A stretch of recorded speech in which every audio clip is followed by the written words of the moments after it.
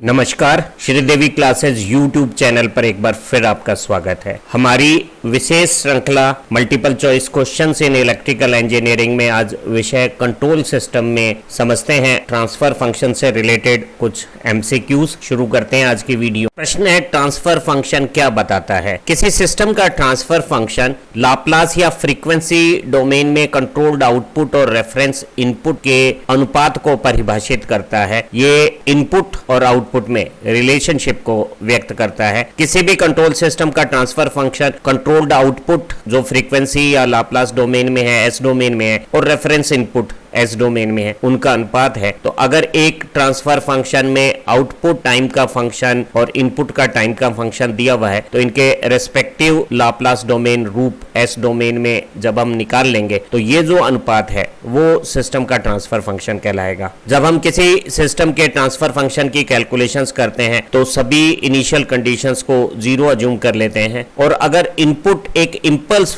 Function हो तो हमारा जो सिस्टम है उसका जो ट्रांसफर फंक्शन रूप है वही आउटपुट रूप आ जाएगा। तो हम कह सकते हैं कि किसी रेस्पॉन्स आउटपुट का जो लाप्लास ट्रांसफॉर्म एस डोमेन रूप है वही सिस्टम का ट्रांसफर फंक्शन कहलाएगा, अगर इनपुट एक इंपल्स सिग्नल इनपुट है। एक सरल और आम परंपरा है कि जब हम किसी कंट्रोल सिस्टम का ट्रांसफर फंक्शन परिभाषित डिफाइन करते हैं तो सभी इनिशियल कंडीशंस को नेग्लेक्ट कर देते हैं और इनिशियल कंडीशंस को जीरो मानते हुए आउटपुट का जो फ्रीक्वेंसी या लाप्लास डोमेन में रूप है और इनपुट जो फ्रीक्वेंसी डोमेन में है उस अनुपात को हम ट्रांसफर फंक्शन कहते हैं। किसी भी कंट्रोल सिस्टम का ट्रांसफर फंक्शन उसके इनपुट पर डिपेंड नहीं करता, हालांकि आउटपुट इनपुट पे जरूर डिपेंड करेगा, लेकिन ट्रांसफर फंक्शन का मान सिस्टम के अपने कंपोनेंट से डिसाइड होता है, उसकी वैल्यू इनपुट पर डिपेंड नहीं करती। हम किसी ट्रांसफर फंक्शन की मदद से पोल और जीरो निकालकर उसकी स्टेबिलिटी का आंकलन कर सकते हैं और बिना डिटेल्ड एनालिसिस किए हुए बिफोर हैंड पहले से हम कह सकते हैं कि सिस्टम का व्यवहार कैसा होगा। तो सवाल है कि एक ट्रांसफर फंक्शन क्या कैलकुलेट करने के काम आता है? तो किसी गिवन इनपुट के लिए ये आउटपुट निकाल सकता है। ये ट्रांसफर फंक्शन का सीधे सटीक उपयोग है। हम एक ट्रांसफर फंक्शन से उसके ऑर्डर का पता कर सकते हैं, उसके टाइम कांस्टेंट भी निकाल सकते हैं और स्टेडी स्टेट गेन्स और एरर्स भी निकाल सकते हैं। लेकिन जो यहाँ एप्रोप्रिएट चॉइस है वो हो गई कि हम किसी गिवन इनपुट के लिए ट्रांसफर फंक्शन से आउटपुट निकाल सकते हैं। प्रश्न है, ट्रांसफर फंक्शन कब वैलिड रहेगा? तो ऐसा सिस्टम जिसके सारे कंपोनेंट लीनियर है उसे हम लीनियर सिस्टम कहते हैं, और लीनियर सिस्टम में ही केवल ट्रांसफर फंक्शन का इस्तेमाल किया जा सकता है। नॉन लीनियर फंक्शन जो इनपुट के वेरिएशन से अपनी प्रॉपर्टी या कैरेक्टरिस्टिक बदलते हैं उनमें हम ट्रांसफर फंक्शंस को डिफाइन नहीं कर सकते। ट्रांसफर फंक्शन उन जगहों पर लागू नहीं होगा जो सिस्टम टाइम के साथ बदलते होंगे। तो हमारा जो ट्रांसफर फंक्शन है वो सिर्फ लीनियर और टाइम इनवेरिएंट समय के साथ नहीं बदलने वाले सिस्टम्स के लिए ही लागू होगा। तो यहाँ जो ऑप्शन सी है वो राइट चॉइस होगी। तो एक ट्रांसफर फंक्शन की कंसेप्ट वैलिड होगी अगर हमारा सिस्टम लीनियर और टाइम इनवेरिएंट हो, यानी वो रेखीय अवयवों से बना हो और समय के साथ उसमें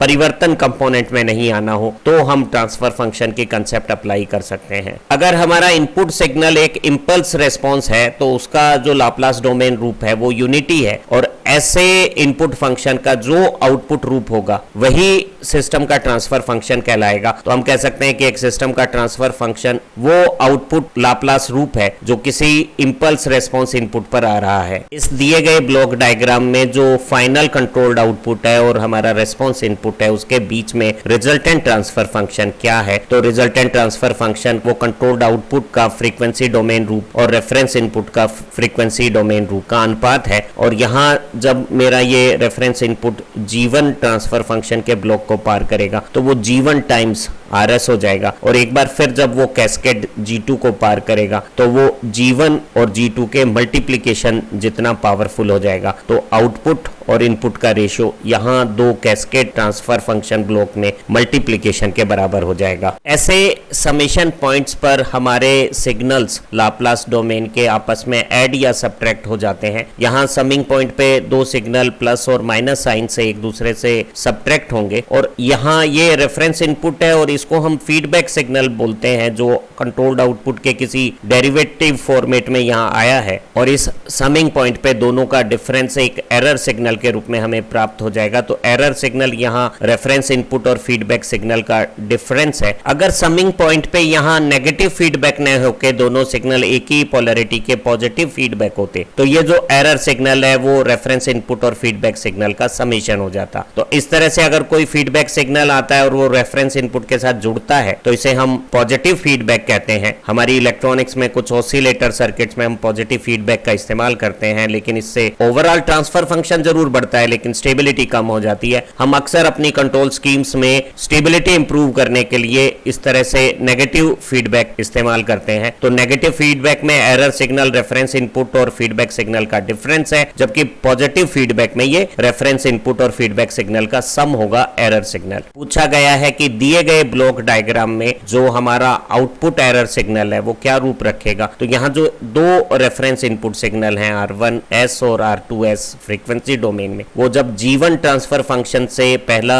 रेफरेंस इनपुट आगे आएगा तो वो G1 टाइम्स R1S हो जाएगा। इसी तरह से दूसरा फंक्शन G2 टाइम्स R2S हो जाएगा और यहाँ इस समिंग पॉइंट पे दोनों का डिफरेंस हो रहा है तो मेरा रिजल्टेंट सिग्नल ये स्वरूप लेके यहाँ एरर सिग्नल आ जाएगा। अगर यहाँ नेगेटिव के बजाय पॉजिटिव साइन होता तो हमारे आउटपुट का रूप एरर सिग्नल का ये स्वरूप रख लेता। मेरा reference input signal G1 transfer function से यहाँ G1 टाइम्स RS होकर आ रहा है, इसी तरह से वही रेफरेंस इनपुट G2 टाइम्स होकर यहाँ आ रहा है और यहाँ इस समेशन पॉइंट पे दोनों का डिफरेंस एक कंट्रोल्ड आउटपुट बना रहा है। तो कंट्रोल्ड आउटपुट और रेफरेंस इनपुट का ये जो टोटल ब्लॉक डायग्राम में रेशो है वो यहाँ G1 और G2 का डिफरेंस हो जाएगा। अगर यही समिंग पॉइंट पे दोनों निशान पॉजिटिव होते तो उसी तरह के ब्लॉक डायग्राम का रिजल्टेंट ट्रांसफर फंक्शन दोनों ट्रांसफर फंक्शन का सम हो जाता। तो समिंग पॉइंट पे डिफरेंस होने पे ये डिफरेंस है और समिंग पॉइंट पे सम होने पे ये दोनों ट्रांसफर जो पैरेलल आ रहे हैं उनका सम हो गया है। दिया गया ब्लॉक डायग्राम हमारे कंट्रोल सिस्टम के एक बहुत महत्वपूर्ण फंक्शन को समझाता है, जिसमें हम कंट्रोल्ड आउटपुट का एक पार्ट फीडबैक करके रेफरेंस इनपुट से कंपेयर करके एक एरर सिग्नल बनाते हैं और एरर सिग्नल से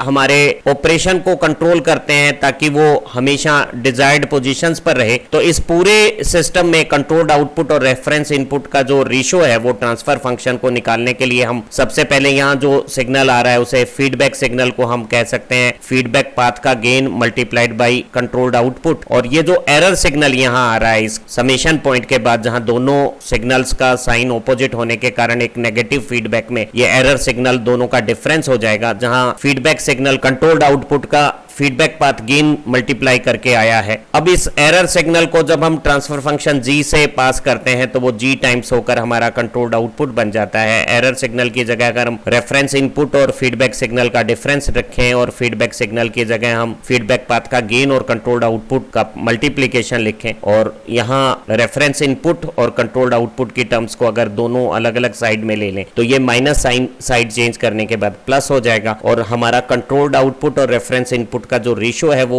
फॉरवर्ड पाथ का गेन और फीडबैक पाथ के गेन के साथ ये स्वरूप रख लेगा। यहाँ G फॉरवर्ड पाथ का गेन है और डिनोमिनेटर में 1 प्लस GH में G और H क्रमशः फॉरवर्ड और फीडबैक पाथ के जो गेन का प्रोडक्ट क्लोज लूप पाथ का गेन हो गया है। अगर इसी फीडबैक में यहाँ समिंग पॉइंट में दोनों साइन सेम होते तो ये पॉजिटिव फीडबैक कहलाता और हमारा ये साइन या नेगेटिव के बजाय पॉजिटिव होने पर जब साइड चेंज करता तो ये पॉजिटिव नेगेटिव हो जाता और इसी सर्किट में पॉजिटिव फीडबैक के साथ टोटल ट्रांसफर फंक्शन का ये मेजेंटा हाईलाइट वाला रूप आ जाता। तो नेगेटिव फीडबैक में डिनोमिनेटर में प्लस साइन है और पॉजिटिव फीडबैक में ये नेगेटिव साइन होता। पूछा है दिए गए ब्लॉक डायग्राम में ट्रांसफर फंक्शन कंट्रोल्ड आउटपुट और रेफरेंस इनपुट का रेशियो निकालिए। तो यहाँ फॉरवर्ड पाथ दो ट्रांसफर फंक्शन कैस्केड में G1 और G2 का प्रोडक्ट टोटल फॉरवर्ड पाथ का गेन हो गया है और ये नेगेटिव की बजाय यहाँ पॉजिटिव फीडबैक है। तो हमारे ऐसे क्लोज लूप कंट्रोल गेन में फॉरवर्ड पाथ के गेन के साथ जब हम फीडबैक पाथ के गेन को मल्टीप्लाई कर देंगे और पॉजिटिव फीडबैक के लिए यहाँ डिनोमिनेटर में साइन माइनस लेंगे तो ये जो C ऑप्शन है वो हमारी राइट चॉइस हो जाएगी। अगर इसी प्रश्न में यहाँ पॉजिटिव फीडबैक की बजाय अगर नेगेटिव फीडबैक होता तो नेगेटिव फीडबैक के लिए फॉरवर्ड पाथ का गेन तो एक बार फिर G1 G2 का प्रोडक्ट होता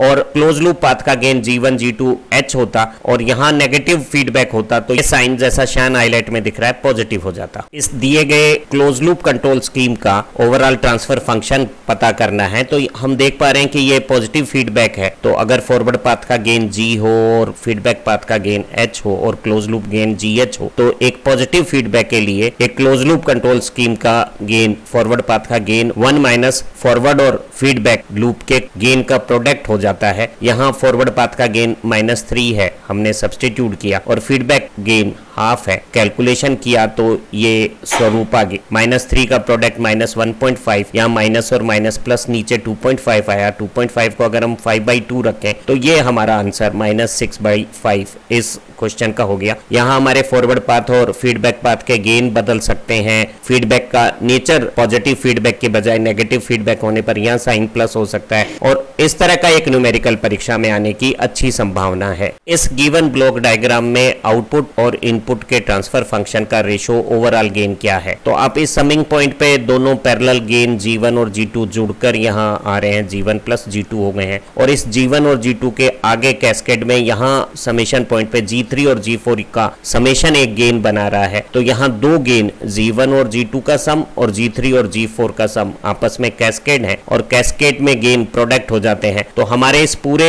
सिस्टम में समेशन भी है और कैस्केड से मल्टीप्लीकेशन भी है, तो ओवरऑल गेन ये स्वरूप रखेगा। अगर यहाँ पॉजिटिव सिग्नल की बजाय कोई एक अगर माइनस होता, जैसे G4 का यहाँ समिंग पॉइंट पे साइन माइनस होता, तो ये G3 माइनस G4 हो जाता। हमें इस दिए गए सिग्नल फ्लो डायग्राम के लिए overall transfer function, controlled output और रेफरेंस इनपुट का रेशो पूछा गया है। तो इस कंट्रोल फ्लो डायग्राम में दो फीडबैक क्लोज लूप बन रहे हैं। यहाँ -H1 फीडबैक बता रहा है कि फॉरवर्ड पाथ G1 के साथ ये एक नेगेटिव फीडबैक है, जिसका ओवरऑल गेन फॉरवर्ड पाथ का गेन और लूप गेन के साथ यहाँ नेगेटिव फीडबैक में प्लस साइन के साथ ये स्वरूप आ जाएगा। इसी तरह से यहाँ G3 फॉरवर्ड पाथ गेन के साथ H3 नेगेटिव फीडबैक पाथ के साथ ओवरऑल गेन ये स्वरूप रखेगा। अब यहाँ 5 कैस्केड स्टेट है। 1 ये G1 upon 1 plus G1 H1 G2, और ये G3 upon 1 plus G3 H3, और ये एक 1। इन सब का म्यूचुअल प्रोडक्ट अगर हम करें तो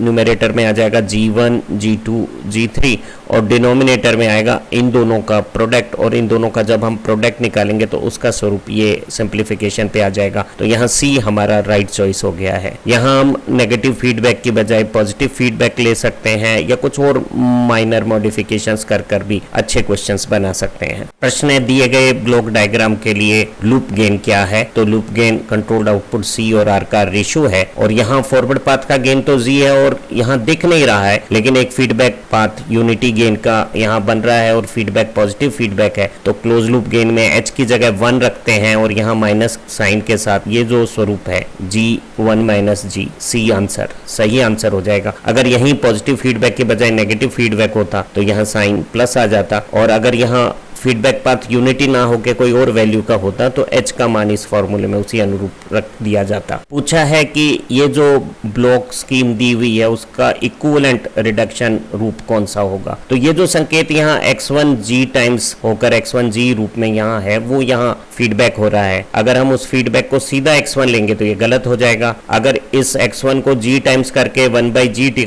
टाइम करेंगे तो ये यहाँ x1 ही आएगा, तो ये भी गलत है, क्योंकि हमें फीडबैक g टाइम्स x1 चाहिए। और आप देखिए कि ये x1 यहाँ g ट्रांसफर फंक्शन होकर x1g हो गया है, तो ये रूप और ये रूप सेम है, और हमारा जो टेक ऑफ टाइम है वो इस ब्लॉक के आगे के बजाय पीछे ट्रांसफर हो गया। तो जब भी हम किसी टेक ऑफ पॉइंट को पीछे की तरफ ट्रांसफर करेंगे तो जो ट्रांसफर फंक्शन आगे के ब्लॉक में है वही यहाँ पीछे बना दिया जाएगा। तो हमारे रूप में इक्विवेलेंसी रहेगी, और चीजें अगर सिंप्लीफाई हो जाती है इस तरह से, तो हम इस तरह से ब्लॉक डायग्राम का रिडक्शन करके सिंप्लीफिकेशन करते हैं। अगर ऐसा ही कोई ब्लॉक इस टेपिंग पोजीशन से जो इस ब्लॉक से पहले होती और पीछे जाती तो वो g की बजाय 1/g हो जाता। परीक्षाओं में कुछ फॉर्मूले ऐसे सिग्नल फ्लो डायग्राम में मैसन का गेन फॉर्मूला किस तरह से अप्लाई करते हैं उससे संबंधित हो सकते हैं। यहाँ इनपुट पोजीशन x1 से और आउटपुट पोजीशन x5 तक जो जाने का रास्ता है उसे हम फॉरवर्ड पाथ कहते हैं, और ये जो वापसी में आ रहे हैं वो फीडबैक पाथ हो गए। तो आप देखिएगा कि यहाँ x1